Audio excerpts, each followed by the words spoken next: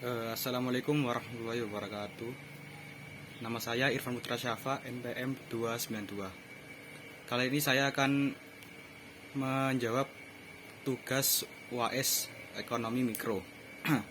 Maaf Bu, sebelumnya saya tidak pakai PPT yang seperti teman-teman karena suatu kendala lah, laptop saya agak bermasalah kalau soal kamera gitu. Makanya saya pakai HP ini dan tidak bisa pakai PPT. Saya langsung saja untuk langsung jawab ya. Untuk pertanyaan nomor 1 ya, itu pertanyaannya adalah bagaimana tahapan produksi pertama-tama saya milih industri otomotif ya, karena teman-teman yang lain itu kebanyakan milih industri pertanian dan perikanan gitu. Nah makanya saya ingin agak beda gitu, makanya otomotif. Dan yang perusahaan yang saya ambil itu adalah namanya itu PT sebentar PT Garudaku ya namanya ya. Ya, PT Garudaku. Agak gimana gitu namanya, pokoknya ya itu namanya. Nah, yang pertama langsung aja, bagaimana tahapan produksi industri bisnis tersebut? Tahapan industrinya ya ada 4. Saya mengambil 4 tahapan proses, yaitu yang pertama proses perencanaan awal produksi bisnis otomotif. Maksudnya itu tahapan proses bisnis ini yang pertama adalah perencanaan. Dalam bidang manufaktur otomotif adalah langkah awal yang sangat penting Anda lakukan karena dapat menunjukkan tujuan, taktik, peraturan, strategi, langkah pencapaian perusahaan, tinjau kerja dan umpan balik dalam siklus rencana baru. Rencana produk biasanya didasari oleh survei yang dilakukan terhadap kebutuhan dari masyarakat. Sebagai contoh dari rencana ini adalah suatu perusahaan mobil melakukan analisis survei ke masyarakat. Nah, yang kedua ada pengembangan produk. Setelah perencanaan, pasti dong, maka proses selanjutnya pengembangan. Pada produk atau jasa dengan seiring berjalannya waktu akan memiliki perubahan terhadap bentuk, selera, teknologi, dan persaingan oleh kompetitor. Sehingga barang dan atau jasa dari hasil produksi harus selalu mengikuti perkembangan tersebut dengan tepat lah. Nah, yang ketiga ada produksi produk. Produksi adalah proses menghasilkan sesuatu baik berbentuk barang ataupun jasa. Tahapan produksi tidak hanya menghasilkan barang dan jasa, tetapi termasuk dalam produksi. Barang dan jasa keduanya dapat menghasilkan keuntungan dan menjadi kebutuhan masyarakat secara umum. Nah, keempat ada perawatan produk. Proses industri otomotif yang terakhir yaitu proses perawatan produk. Pada suatu produk barang yang telah Anda produksi dan telah konsumen menggunakan, maka barang tersebut akan mengalami penurunan kerja dan fungsi dan produk tersebut akan berkurang.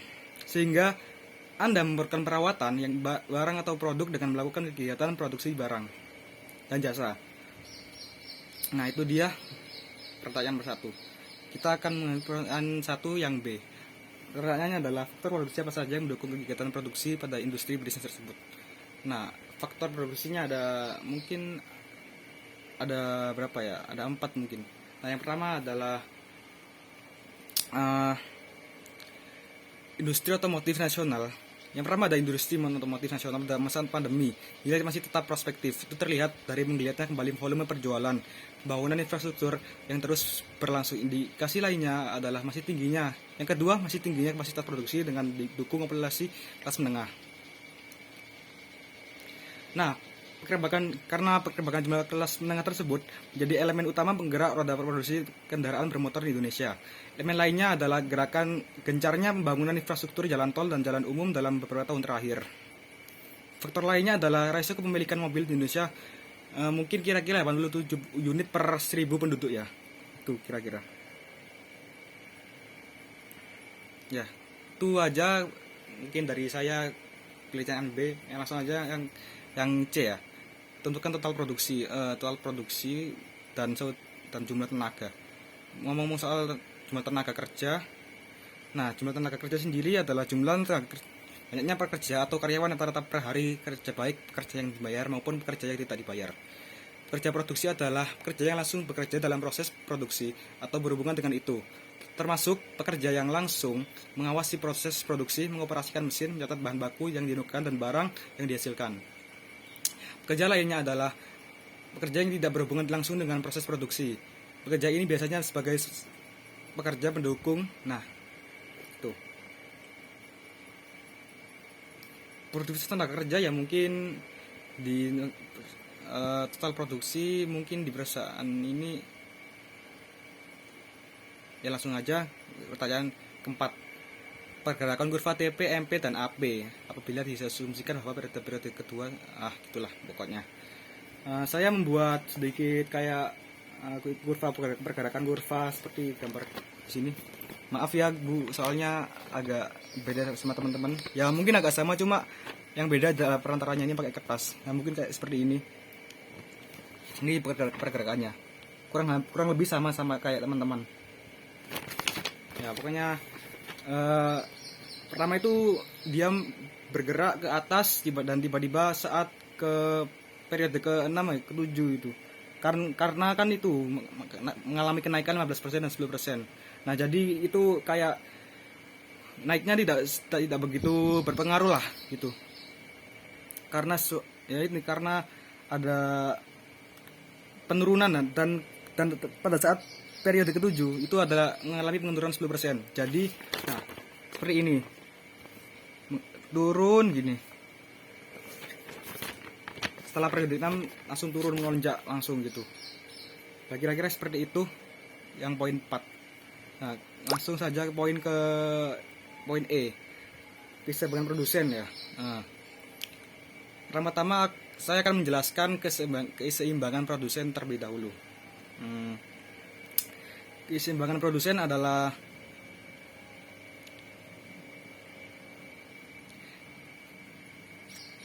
kondisi di mana produsen berupaya memproduksi secara efisien dengan maksimumkan tingkat produksi dan minimumkan biaya. Kondisi keseimbangan produsen dianggap produksi yang efisien. Maksimumkan tingkat produksi akan tergambar dari kurva Isokuan tertinggi yang dapat dicapai dalam keseimbangan produsen. Sedangkan minimumkan biaya akan tergambar dari isokos yang minimum dapat dicapai. Nah, kira-kira Isokuan dan isokosnya seperti ini. Nah, ini ya maaf ya, soalnya pakai kertas. Nah, ini pergerakan maksimalisasi output. Nah, karena apa? Kerjanya pada saat Q1 dan Q2 itu sangat menurun. Jadi, ya. Dan yang kedua ada kurva minimalisasi biaya. Itu sama dengan kurva Isokuan ya. Kira-kira seperti itu. Tidak langsung aja ke poin ke-6 ya. Konsep kurva MC, AC, AVC, dan AFC. Pertama-tama ini ada sedikit kurva MC ya, gambarannya seperti inilah ya dasarnya. MC kan naik ke atas langsung, kalau AC marginal cost langsung gitu, naik. Average cost tuh habis turun, lah itu naik lagi. Terus average variable cost dia itu turun sedikit, tiba-tiba naik terus gini kayak gini. Nah turun sedikit tiba-tiba langsung naik lagi. Dan terakhir ada AFC, dia itu turun itu AFC, fixed cost. Nah, yang konsep dasar dari keempat yang tersebut. Yang pertama ada marginal cost atau MC. Marginal cost itu kayak menunjukkan seberapa besar total cost TC yang dikeluarkan apabila jumlah outputnya bertambah sebesar 1 unit. Rumus dari MC adalah delta TC per delta Q. Yang kedua ada average cost atau AC.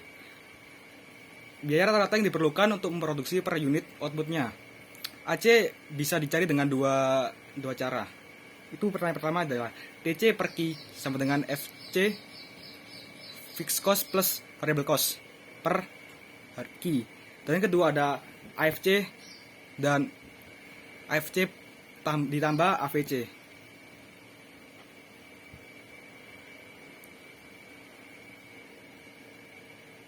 Nah, yang ketiga ada AFC, average fixed cost. Semua ongkos, semua ongkos tetap yang dibebankan per satu unit output yang dihasilkan. Ya, rumus AFC adalah TFC per Q. Nah, yang terakhir ada AVC, Average Variable Cost. Semua ongkos lain-lain selain dari AFC yang tadi, yang dibebankan per satu unit output yang dihasilkan. Rumusnya pun ada AVC per TVC per Q. Nah, itu aja sih.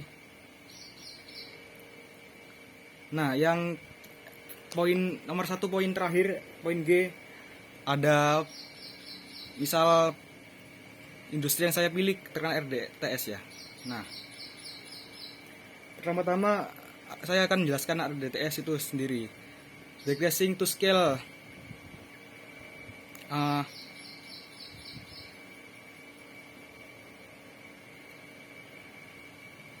Decreasing to scale. Nah,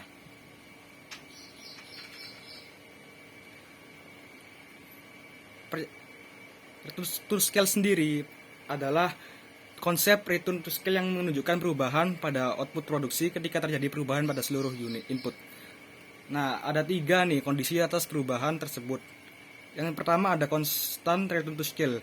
Kondisi ini menunjukkan perubahan proporsional pada output saat seluruh input mengalami peningkatan. Misalnya ketika semua faktor produksi, tenaga kerja, modal, dan mesin mengalami peningkatan sebesar 100%. Tetapi ternyata mampu menghasilkan penambahan output sebesar 100%. Yang kedua ada increasing return to scale. Atau juga dikenal dengan istilah economic of scale.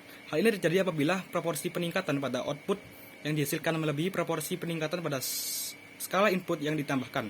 Misalnya, melalui pengembangan metode produksi yang lebih modern. Peningkatan skala input sebesar 100% mampu menghasilkan output produksi sebesar 20%. Ya, kira-kira outputnya besar lah. Nah, yang terakhir ada decreasing return to scale. Nah, tadi itu yang mengalami RDTS. Situasi ini terjadi apabila proporsi peningkatan pada output produksi yang dihasilkan berada di bawah proporsi peningkatan pada input.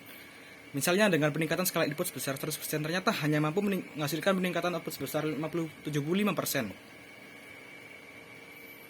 Nah, apa yang terjadi pada industri yang saya pilih?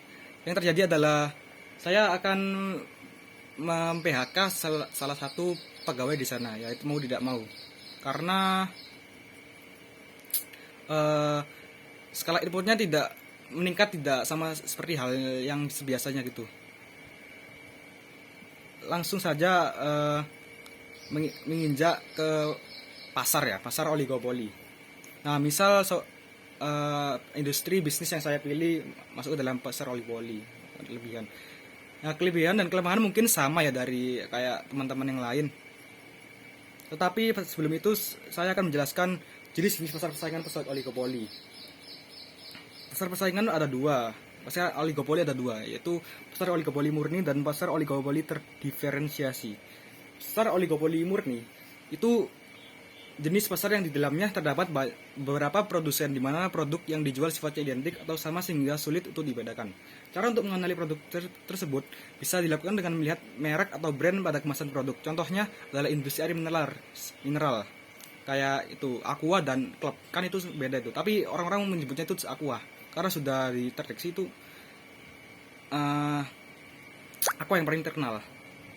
Yang kedua ada pasar oligopoli terdiferensiasi. Jenis pasar ini disebut juga dengan diferensiasi oligopoli, yaitu pasar yang di dalamnya terdapat beberapa produsen di mana produk yang dijual sifatnya homogen.